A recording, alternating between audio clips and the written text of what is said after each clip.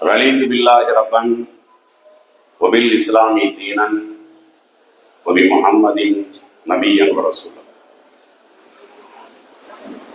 أعوذ بالله من الشيطان الرجيم. بسم الله الرحمن الرحيم. إنما يتقبل الله من المتقين.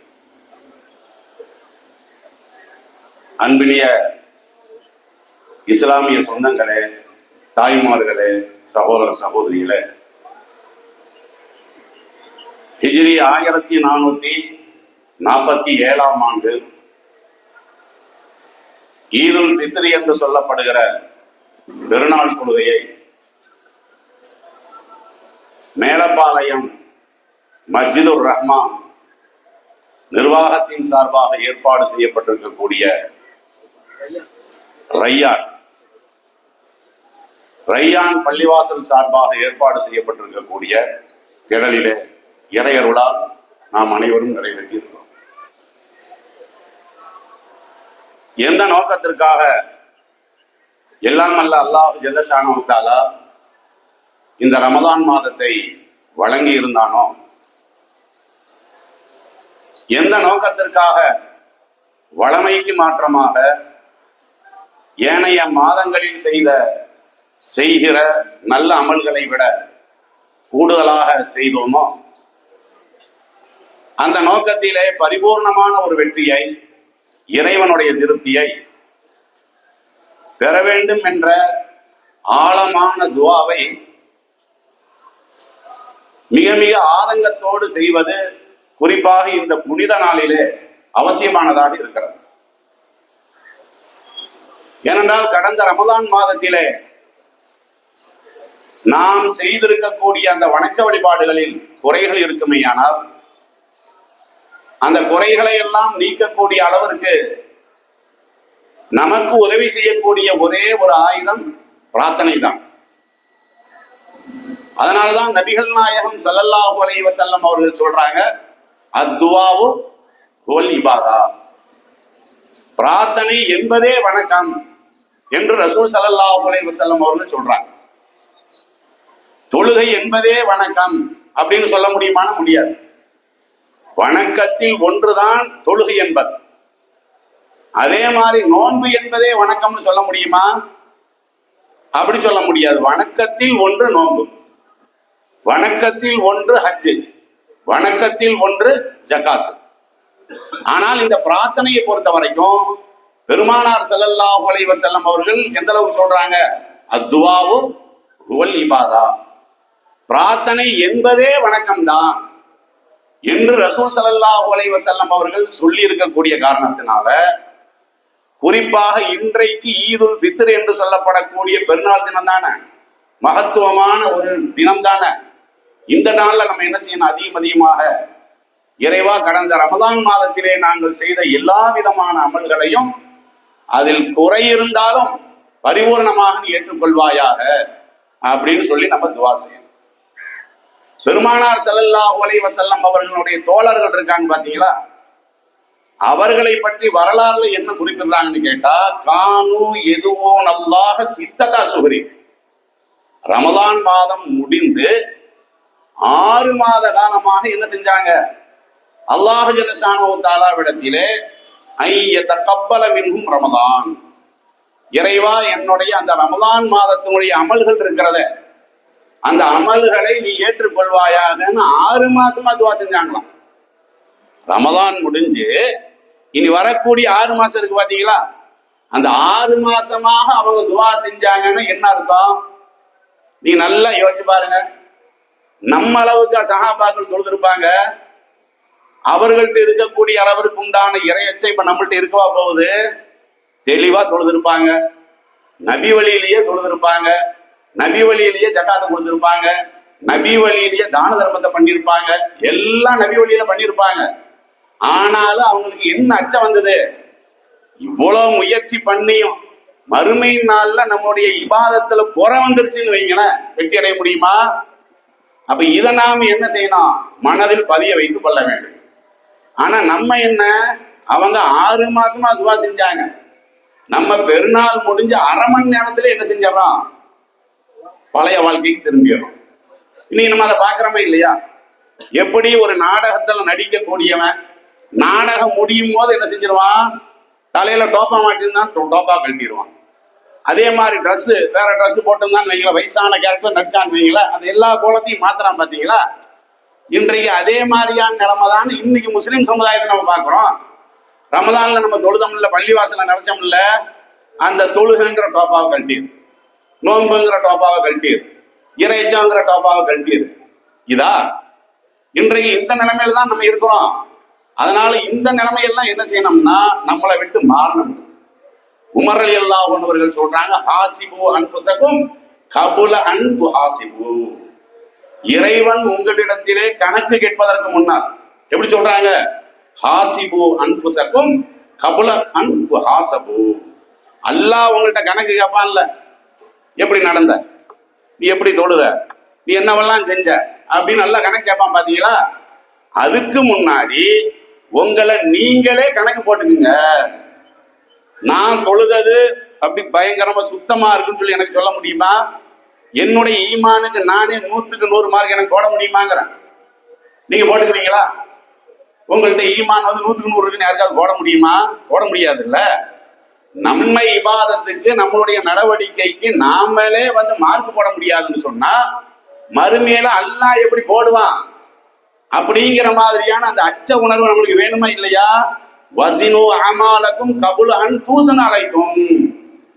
இறைவன் உங்களுடைய அந்த வாழ்க்கை முறை இருக்குது பாத்தீங்களா, இதையெல்லாம் இறைவன் உங்கள்கிட்ட வந்து நிறுத்தி பார்க்கறதுக்கு முன்னாடி நீங்க நிறுத்தி பாருங்க என்றெல்லாம் உமர் ரலியல்லாஹு அன்ஹு அவர்கள் சொன்னாங்க. பாத்தீங்களா? இந்த இறையச்சத்தின் காரணமாகத்தான் சஹாபாக்கள் என்ன செஞ்சாங்க, சாலிஹீன்கள் என்ன செஞ்சாங்க, ரமதான் மாசம் முடிஞ்சாலும் 6 மாத காலம் இந்த அளவுக்கு பிரார்த்தனை பண்ணாங்கன்னு சொல்றாங்களா இல்லையா? வரலாறுல நம்ம பாக்குறோம் இல்ல. ஏன் சொல்றாங்க? நம்மளுடைய நோக்கமே மறுமைதான். நம்மளுடைய நோக்கமே என்னதான்? மறுமையினுடைய வெற்றி தான் என்று தெளிவாக இருக்கக்கூடிய நேரத்துல அதுல நம்ம கவனம் செலுத்தணுமா இல்லையா? நீங்க இங்க கவனம் செலுத்துங்க, தண்ணியெல்லாம் பார்க்க வேண்டாம். அப்ப பெருமானார் ஸல்லல்லாஹு அலைஹி வஸல்லம் அவர்கள் இந்த அளவுக்கு சொன்னாங்களா இல்லையா? மறுமை வெற்றியை வந்து அல்லாஹ் வந்து எதை வச்சு நம்மளுக்கு கொடுப்பான்? உங்க அப்பா பேர் என்ன, அத்தா பேர் என்ன, அப்துல் காதரா, இவரை சொர்க்கத்துக்கு அனுப்பியது. உன்னுடைய அம்மா பேர் என்ன, என்னுடைய அம்மா பேர் மைமூனா, சொர்க்கத்துக்கு அனுப்பியது. இப்படி அல்லாஹ் ஜல்ல ஷானஹு தஆலா நம்மள மறுமையினால சொர்க்கத்துக்கு அனுப்புவானா? அல்ல நீங்க எந்த ஜமாத்துல நீங்க உறுப்பினர் கார்டு வாங்கினீங்க, முஸ்லிம் ஜமாத்துல உறுப்பினர் கார்டு இருக்கா, இவரை சொர்க்கத்துக்கு அனுப்பு. இப்படி எல்லாம் அல்லாஹ் சொல்ல போறான். அல்லாஹ் மறுமையில நமக்கு சொர்க்கம் தரதா இருந்தா ஈமான் இருக்கு பாத்தீங்களா, கலப்படம் இல்லாம இருக்கணும். நீ ஒரு பொருள் வாங்குற நேரத்துல அந்த பொருள் எவ்வளவு தரமா இருக்கணும் நீ எதிர்பார்க்கிற. எந்த பொருள் வாங்கினதா இருந்தாலும் சரி, மொபைல் கடைக்கு போறோம், அவன் கொடுக்குற மொபைல் நம்ம வாங்கிட்டு வந்துருமா? எப்படின்னு சொல்லு, அதனுடைய கெப்பாசிட்டி எப்படின்னு சொல்லு, அதனுடைய தன்மை எப்படின்னு சொல்லு. கேட்கறையில நீ வாங்குற மொபைலு அது ஒரிஜினலான்னு நீ பாப்ப, நீ வாங்கக்கூடிய 2 வீலரு தெளிவா இருக்கான்னு நீ பாப்ப, நீ பெருநாளுக்கு ட்ரெஸ் எடுக்கும் போது கூட பக்கத்து கடையில மட்டும் போக மாட்டேன், இங்கிருந்து போத்தீஸ் போவ, அங்கிருந்து எங்க போவ, நார்வேல் போவ, எல்லாத்தையும் ஒரிஜினல் போயிட்டு தான் இருக்கிறீங்க. நான் ஈமான நான் அப்படி பார்க்க மாட்டேனா? அல்லாஹ் மறுமையில பாப்பானா இல்லையாங்க? நம்மளை விட தூய்மையானவன் தானே அல்லாஹ். அப்ப அல்லாஹ் ஜல்ல ஷானஹு தஆலா இடத்துல மறுமை சன்னிதானத்துல நம்ம போய் நிற்கக்கூடிய நேரத்துல நாம வெற்றி அடைவோமாங்கிற அந்த சிந்தனை இருக்குது பாத்தீங்களா, நம்மளுக்கு இல்ல. இருந்தாலும் அதை வந்து இஸ்லாமிய மார்க்கம் சொல்லக்கூடிய அடிப்படையில என்ன இல்லை, நம்மகிட்ட ரொம்ப ரொம்ப குறைவாக இருக்கிறது. நல்லா நீங்க புரிஞ்சுக்குங்க. நபி ஆதம் அலைஹிஸ்ஸலாத்து வஸ்ஸலாம் அவருக்கு 2 பையன் தானே. 2 பேத்துல ஒரு ஆளு எங்க போறாரு? நரகத்துக்கு போறாரா இல்லையா? முதல் மனிதர் அவர். முதல் மனிதர் என்பதை விட இறை தூதர் யாரு? ஆதம் அலைஹிஸ்ஸலாம். ஆதம் அலைஹிஸ்ஸலாத்து வஸ்ஸலாம் அவர்கள் இறை தூதராக இருந்தும் கூட அந்த இறை தூதருக்கு பிறந்த காரணத்தினால் நீ ஆதம் நபியினுடைய மகன் தான், நீயே சொர்க்கத்துக்கு போன நல்லா சொல்ல போறானா? இல்லையில. ஆதம் நபியினுடைய ஒரு மகன் நரகவாதியா இல்லையா? நூஹ் அலைஹிஸ்ஸலாத்து வஸ்ஸலாம் அவர்களுடைய ஒரு மகன் நரகவாதியா இல்லையா? எந்த நம்பிக்கையில நீ என்கிட்ட மறுமையில வரப்போற? நூஹ் நபிய 950 வருட காலம் பிரச்சாரம் செய்தவர். அல்லாவே அவருடைய மகனை தூக்கி நரகத்துல போடுற நேரத்துல இன்னபுனி மின் அஹ்லி, இறைவா இவன் என்னுடைய மகனாச்சு, என்னுடைய குடும்பத்தை சார்ந்தவனாச்சு. அல்லாஹ் என்ன சொல்றான்? இன்னஹு லைஸ மின் அஹ்லிக, உன் மகனா இவன் குடும்பத்தை சார்ந்தவனே இல்லை, இவன் ரொம்ப மோசமான ஆள். மறுமை நாள்ல இறைவனுடைய சன்னிதானத்துல வெற்றி கிடைக்கிறதா இருந்தா நாம என்ன நினைக்கிறோம்? நான் அஜரத்து பொண்டாட்டி, அஜரத்து பொண்டாட்டிங்கிறனால நான் அவனுக்கு சொர்க்கத்தை கொடுத்துருவேனா? ஆலிமா புருஷங்கிறனால நான் அவனுக்கு சொர்க்கத்துல கொடுத்துருவோமா? நூஹ் நபியினுடைய மகனா இருந்தா கூட மறுமையில வெற்றி வேணுமா? ஈமான காட்டு. நீ ஊருக்கெல்லாம் போட்ட ட்ரெஸ்ஸை காட்டின, அதை பத்தி பிரச்சனை இல்லை. உங்ககிட்ட என்னென்னவெல்லாம் சொத்து இருக்குன்னு ஊருக்கு காட்டின, அதெல்லாம் பிரச்சனை இல்லை. ஈமான காட்டு. கேட்பானா இல்லையா? இது குர்ஆன்ல தானே இருக்குது. லூத் அலைஹிஸ்ஸலாத்து வஸ்ஸலாம் அவர்களுடைய மனைவி யாரு? லூத் நபிய நல்லா புரிஞ்சுக்க. நான் இப்ப சொல்லிட்டு இருக்கக்கூடிய செய்திகள்லாம் ஏதோ அட்ரஸ் தெரியாதவன் அப்படி இல்ல, நபிமார்களுடைய குடும்பத்தை சார்ந்தவளை பத்தி சொல்லிட்டு இருக்கிறேன். லூத் அலைஹிஸ்ஸலாத்து வஸ்ஸலாம் அவர்களுடைய மனைவி எடுத்துக்கொண்டாலும் சரி, நூஹ் அலைஹிஸ்ஸலாத்து வஸ்ஸலாம் அவர்களுடைய மனைவி எடுத்துக்கொண்டாலும் சரி, நரகவாதி நல்லா சொல்றானே இல்லையா? லரபல்லாஹு மஸலன் லில்லதீன ஆமனு இம்ராஅத கஃபரு இம்ராஅத.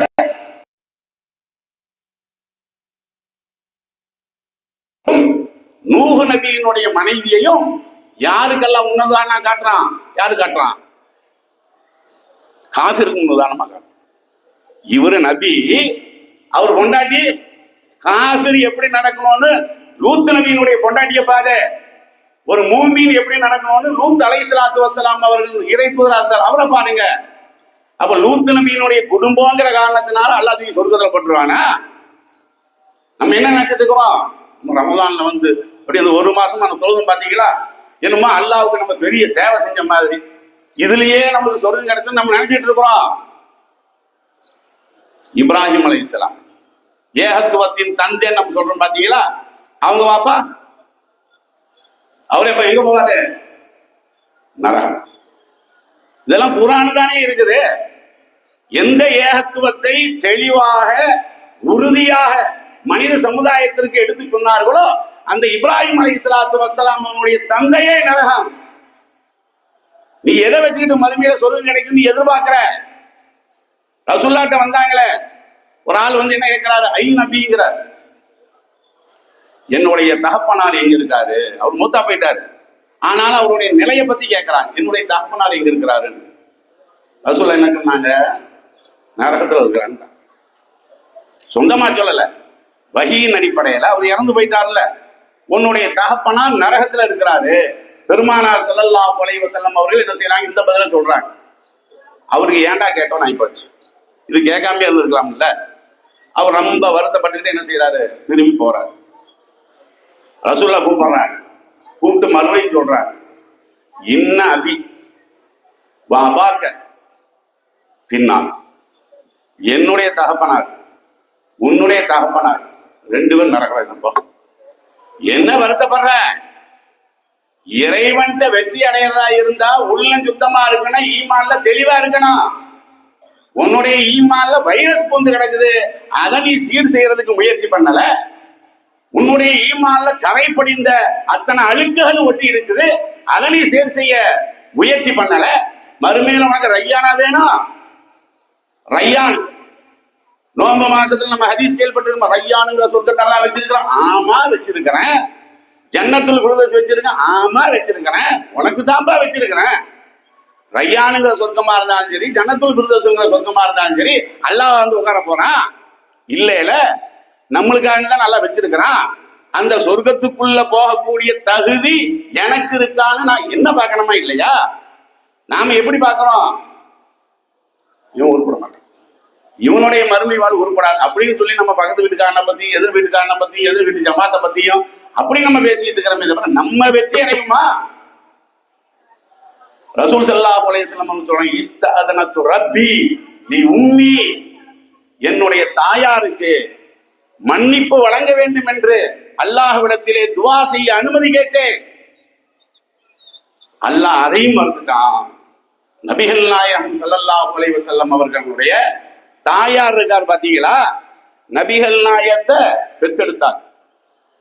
மாணவி மாணவின்னு எல்லாம் பாட்டு படிக்கிறீங்களே, இறை தூதரை ரொம்ப புகழ்ந்து பாட்டு படிக்கிறீங்களே, அந்த இறை தூதரனுடைய தாயின் கதி என்ன? அந்த இறை தூதரனுடைய தந்தையின் கதி என்ன? எந்த நம்பிக்கையில மறுமையில் வெற்றி அடைவை நீ எதிர்பார்க்கிற? அல்லாஹ்ட்ட ரசூலுல்லாஹ் அனுமதி கேட்டாங்களே, அல்லாஹ் அனுமதி கொடுத்துட்டானா? அதெல்லாம் கூட நீங்க ரஹ்மத்துல் ஆலமீன் தான், சந்தேகம் இல்ல. மூமின்களுக்கு நீங்க தலைவர் தான், சந்தேகம் இல்ல. அதனால வாழும் போது சரியா வாழ்ந்தாங்களா, ஈமான சரி செஞ்சுக்கிட்டாங்களா? இதெல்லாம் ஹதீஸ்ல இருக்குதுங்க. நம்மளுக்கு ஆச்சரியமா இருக்குது. இதெல்லாம் நபியினுடைய அம்மா, நபியினுடைய தகப்பனார், அதுல இருந்து நம்ம என்ன புரியணும்? ஆச்சரியப்படுறதுக்கு ஒண்ணு இல்ல. நபியினுடைய பெற்றோர்களுக்கே இதுதான் நிலைமைன்னு சொன்னா நம்மளுடைய நிலைமை என்ன? உருகனமே இல்லையா? என்னுடைய மனைவியை நான் நேசிக்கிறேன், மறுமையில என்னுடைய மனைவி நரகத்துக்கு போயிட்டா என்ன ஆவறதுங்கிற அந்த சிந்தனை கணவனுக்கு வேணுமா இல்லையா? என்னுடைய பிள்ளைகள் நாளைக்கு கறிக்கட்டையில கொண்டு போய் உழுதுருச்சுன்னா மறுமையின் நாள்ல அப்படிங்கிற அந்த சிந்தனை முஸ்லிம் சமுதாயத்துக்கு வேணுமா இல்லையா? பெற்றோருக்கு வேணுமா இல்லையா? இந்த மாதிரியான உணர்வுகள் எல்லாம் ஏற்படாம நம்ம என்ன பண்றோம்? ஏதோ வந்தோம், ரமதான் மாசம் முடிஞ்சு போச்சு, ஏதோ வந்தோம், ரமதான் மாசம் முடிஞ்சு போச்சு, அதோட போயிடும். அப்படிதான் நம்ம கேட்கவே செய்யணும். இன்னும் பாருங்க, அடுத்த வருஷம் நீங்க பள்ளிவாசல்ல பாருங்க, முதல் நோம்புக்கு வருவார், அவங்க முசாவா செய்வாங்க. என்ன கேட்பாங்க? அஸ்ஸலாமு அலைக்கும், போன வருஷம் ரம்ஜானுக்கு பார்த்தது இப்படிதானே கேட்கறது. அதாவது அடுத்த வருஷம் தான் அவரை பள்ளிவாசலே பாக்குறாங்க. என்ன பாய், ரொம்ப நாளாச்சு பார்த்து, ஒரு வருஷம் ஆயிடுச்சு. அதுக்கு அவர் என்ன சொல்றாரு? என்ன பாய் தலைக்கு மேல வேலை, சும்மா கூட தொழுக முடியலையா பாத்துக்கீங்களா? அவருடைய வேலை. அவர் சொல்றது என்னது? எனக்கு சும்மா தொழுக கூட நேரம் கிடைக்கலீங்களா? அப்படியெல்லாம் நீங்க சொல்லக்கூடாது. மாசத்துக்கு ஒரு சும்மா நீங்க சொல்லக்கூடாதா? இவர் விளக்கம் பாக்குறீங்களா இல்லையா? இந்த நிலைமையில தான் நம்ம இருக்கிறோம். ஜத்திது ஈமானுக்கும், உங்களுடைய ஈமானை ரீசார்ஜ் செய்யுங்கள். ஏன்னா உலகத்திலேயே இருக்கக்கூடிய டம்மியான பேட்டரிகள்ல ஒண்ணு என்னது? ஈமானுங்கிற பேட்டரி. நீங்க எவ்வளவு ரீசார்ஜ் பண்ணாலும் அது கீழே போயிட்டே தான். ஒரு மாசமா நம்ம ரீசார்ஜ் பண்றோம்ல, என்ன ஆகுது? டவுனா போயிட்டே தான் இருக்கு. ரீசார்ஜ் பண்ணுங்க, ஈமான புதுப்பிங்க. ரசூல் ஸல்லல்லாஹு அலைஹி வஸல்லம் சொன்னாங்களா இல்லையா?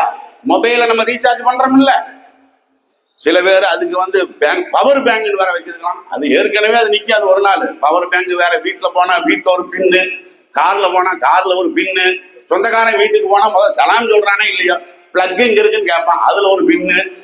ரீசார்ஜ் பண்ணிக்கிட்டே இருக்கிறேன். ஏன்? மொபைல் ஆஃப் ஆச்சுன்னு முத்தாவ போவேன். அப்படியெல்லாம் ஒண்ணு இல்லையில, குறைய விட மாட்டேங்கிறீல. அதே மாதிரிதான் ஈமா. மறுமை நாளில் என்னிடத்தில் வருகின்ற நேரத்துல உன்னுடைய ஈமான காட்டு. நான் அளவற்ற அருளாளன், உனக்காக வேண்டிதான் நான் சொர்க்கத்தையே வச்சிருக்கிறேன். இப்படி அல்லாஹ் வாக்குறுதி தர்றான். அந்த வாக்குறுதியின் அடிப்படையில நாம் நமது வாழ்வை செவ்வைப்படுத்தி அதே நிலையில் மூத்தா போனோம்னு வைங்களேன், நிச்சயமா மறுமையில வெற்றி கிடைக்கும். இல்லைன்னா நல்லா விளைவிங்க. மரணம் எப்படி வரும் நம்மளுக்கு தெரியுமா? நம்மளுக்கு எல்லாம் என்ன இருக்குது நம்பிக்கை? மூத்தா போவோம், இன்னைக்கு மூத்தா போக மாட்டோம். நம்ம நம்பிக்கை எல்லாருமே என்ன நம்பிக்கையில் இருக்கிறோம்னா, நம்மளுக்கு மௌத்து வரும், இன்னைக்கு மூத்தா போக மாட்டோம் நினைச்சிட்டு இருக்கிறியா? இன்னைக்கு வராதுன்னு உத்தரவாதம் இருக்கா? நாளைக்கு வராதா? கல்லாயுதா பலகத்தி தராக்கியவ கீழமன்றா. உன்னுடைய உயிர் தொண்டை குழியை அடைகின்ற நேரத்திலே அந்த உயிரை தடுத்து நிறுத்துவன் யார்? இழுத்துட்டு வா அவனை. உன் உயிரை உனக்கு தடுக்க முடியுமா? போற உயிரை உனக்கு தடுக்க முடியல. நல்லா விளைக்குங்க. இந்த ஒரு அச்சம் தான், பெரிய பயானெல்லாம் இல்ல, முடிய போகுது அவ்வளவுதான். திடீர்னு ஒரு உருவம் நிக்கணும் முன்னாடி. கடையில இருந்துட்டு இருப்போம், பள்ளிவாசல் இருந்துட்டு இருப்போம். பள்ளிவாசல் இருந்தாவது பரவாயில்ல, அரட்டை அடிச்சுட்டு உட்கார்ந்து இருப்போம், சினிமா கொட்டாயில உட்கார்ந்துட்டு இருப்போம், சந்தைக்கடை மேலப்பாலை பஜார்ல நின்று இருப்போம். திடீர்னு ஒரு உருவம் நிற்கும், நம்மளுடைய உயிரை பறிக்கக்கூடிய வானவர். உயிர் இருக்கும், பக்கத்துல நண்பன் இருப்பான், அவனும் நம்மளுக்கு தெரியாது கண்ணுக்கு. தம்பி நிப்பா, கண்ணுக்கு தெரியாது. பொண்டாட்டி நிப்பா, கண்ணுக்கு தெரியாது. அப்படி நின்னா என்ன பண்றது? அந்த நேரத்துல எல்லா வாய்ப்பு, என்னடா வாய்ப்பு, தாடி வெளுத்து போச்சு, மூத்தா போற வயசுல ஆடி ஆடி இருக்கிற எத்தனை வருட காலம் இந்த சத்திய பிரச்சாரத்தை உனக்கு நபிமார்கள் செய்தார்கள். வேதம் உன்னை இருந்துச்சா இல்லையா? இறை தூதனுடைய போதனை இருந்துச்சா இல்லையா? இப்ப என்ன உனக்கு வாய்ப்பு? ஒரு நொடி, ஒரு வினாடி டைம் கொடுக்க மாட்டான். வழங்குதா? இதான் இறையச்சங்கள். இந்த பாடத்தை ஆழமா நம்ம என்ன செய்யணும், உள்ளத்துல பதிவாக்கி, ரமலான் என்பது அது முடிவு மாதம் இல்லை. முதல் கீர் போட்டாச்சு, 2வது கீர், 3வது கீர், 4வது கீர் போட்டு போயிட்டே இருக்கணுமா இல்லையா? முதல் கீர்லயே ஸ்டார்ட் பண்ணி ஆஃப் பண்ணிட்டாங்க. அது மாதிரியான ஈமானிய உணர்வை பெறுவதற்கு நாம் முயற்சி செய்வோமா? சொல்லுங்க. சவுண்டு பத்தாது. அவ்வளவுதான். அல்லாஹ்விட்ட நம்ம வாக்குங்களா. அதே மாதிரி நல்லறங்கள் நல்லது நம்ம அதிகமா பண்ணணும். குறிப்பாக நபிகள் நாயகம் ஸல்லல்லாஹு அலைஹி வஸல்லம் சொன்னாங்கல்ல, சின்ன விஷயத்துல பெரிய நன்மை அப்படிங்கிற அமல்களை எல்லாம் நீங்க பாத்தீங்கன்னா அதுல மெயின்ல நிக்கிறது என்னது? அல்லாஹ்வுக்காக வேண்டி நாம செய்யக்கூடிய கடன். அல்லாஹ்வுக்கு நம்ம கொடுக்கிறோமே, அதுக்கு பேர் என்னது? உதவி இல்லை. மிஸ்கீனுக்கு நீ உதவி செய், ஏழை வரலாம் உதவி ஒழிப்போம். நம்ம அல்லாஹ்வுக்கு கொடுக்கறது என்னது? உதவியா? அல்லாஹ் நம்மள்ட்ட உதவி வாங்கி கொடுக்க நிலைமையிலையா இருக்கா? இல்ல. மந்தல்லதி யுக்ரிலுல்லாஹ கரலன் ஹஸனா. யார் அல்லாஹ்வுக்காக வேண்டி கடன் தருகிறார்களோ 2 மடங்கு நான் என்ன கூட்டியே தருவேன், 7 மடங்கு கூட்டி தருவேன், 700 மடங்கு கூட்டி தருவேன். அல்லாஹ்வை பொறுத்த வரைக்கும் அல்லாஹ்வுக்கு வட்டி கொடுக்கறதுக்கு வரைக்கும் நல்லா பிடிக்கும். நம்மளுக்கு தான் அல்லாஹ் வட்டி ஹராமிக்கு விட்டானே தவிர, அல்லாஹ்வை பொறுத்த வரைக்கும் அவனுக்கு 1 வாங்கிட்டு இவன் மட்டும் 70 கூட, 700 கூடு, 7000 கூடு, 1000 இரவுகள் தொழுதால் என்ன நன்மையோ 1000 மாதங்கள் ஒரே இரவுல எல்லாம் கொடுக்குறான். பாத்தீங்களா? ஏன்? வட்டியை நான் விரும்புவேன், நீ சின்னதா பண்ணு, உனக்கு கண்ணுக்கு சின்னதா தெரியும், பெருசா நான் தருவேன். விளங்குதுங்களா இல்லையா? அந்த அடிப்படையில பலவிதமான செலவுகள் சமூக மக்களுக்கு என்ன செய்து இருந்து கொண்டுதான் இருக்கிறது. இறை இல்லத்திற்கு அது மாதிரியான செலவு இருக்குல்ல. கடந்த 1 மாத காலம் இருந்தவெல்லாம் செலவு நீங்க பாத்தீங்கல்ல. அப்ப மஸ்ஜிது ரையான் 1 மாத காலம் என்னவெல்லாம் முயற்சி பண்ணி எவ்வளவு அவங்களுக்கு ஒத்துழைக்கணும், அவர்களுக்கு ஆறுதலோட இருக்கணும். ஏன்னா அப்பதானே இவங்க மறுபடியும் உத்வேகமா செய்வாங்க. இந்த ஒரு நிகழ்ச்சி நடத்துறது கூட எவ்வளவு செலவாயிருக்கும். இதையெல்லாம் கருத்தில் கொண்டு அவர்களுக்காக அந்த மஸ்ஜிது ரையானுக்காக வேண்டி என்ன செய்ய, நீங்க வாரி வாரி உங்களுடைய பொருளாதாரத்தை நீங்க கொடுக்கணும். ரசூலுல்லாஹ் சொல்றாங்க, நீங்க தான தர்மம் எல்லாம் பண்றீங்க, அதுல சந்தேகமெல்லாம் இல்லை, எல்லாத்தையுமே இருக்குது. ஆனா எப்படி பண்றீங்கன்னா, சோத்துல போடுற உப்பு மாதிரி சோறு ஆக்கணும். 1 கிலோ அரிசிக்கு 1 கிலோ உப்பா போடுவோம்? இப்படி போட மாட்டோம்ல. 1 கிலோ அரிசிக்கு துருவன்னு உப்பு போடுவோம். அந்த மாதிரி உங்கள்ட்ட தர்மம் இருக்கு, ஆனா கொஞ்சம் கூடுதல் பண்ணுங்க என்று ரசூல் ஸல்லல்லாஹு அலைஹி வஸல்லம் அவர்கள் சொல்லியிருக்கக்கூடிய காரணத்தினால் நமது மஸ்ஜிது ரையான் அந்த நிர்வாகத்திற்கும் அந்த மக்களுக்காக வேண்டியும் நீங்க என்ன செய்யணும், அதிகமாக உங்களுடைய பொருளாதார உதவிகளை செய்யுமாறு கேட்டுக்கொண்டு இந்த ஈதுல் ஃபித்ர் என்ற பெருநாளுடைய இந்த உரையை இத்தோடு நிறைவு செய்யும்.